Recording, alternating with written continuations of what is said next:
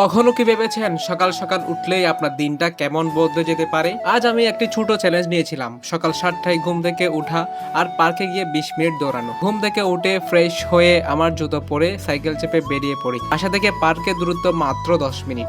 সকালটা তখন একেবারেই ফ্রেশ, রাস্তা ফাঁকা, মনে হচ্ছিল নতুন দিনের শুরু। পার্কে পৌঁছে দৌড় শুরু করলাম। প্রথম ১০ মিনিটই আমার জন্য ভীষণ কঠিন ছিল। বুক ধড়ফড় করছিল, কিন্তু হাল ছাড়িনি। একটু থেমে আবার শুরু করলাম। শেষে পুরো ২০ মিনিট কমপ্লিট করলাম। এরপর কিছুটা শ্বাস প্রশ্বাসের ব্যায়াম করলাম। আশেপাশে সবাইকে ব্যায়াম করতে দেখে দারুণ লাগছিল। পার্কে সকাল ৮টার মধ্যে বন্ধ হয়ে যায়, তাই সাইকেল নিয়ে বের হলাম। ফেরার পথে দেখি রাস্তার পাশে বাজার বসেছে, যা শাকসবজি আর তরিতরকারিতে ভরে গেছে।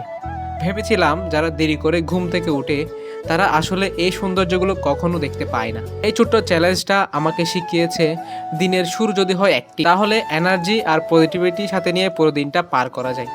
তাহলে আপনার কাছে প্রশ্ন, আপনি কি কাল সকাল ৭টায় উঠতে পারবেন?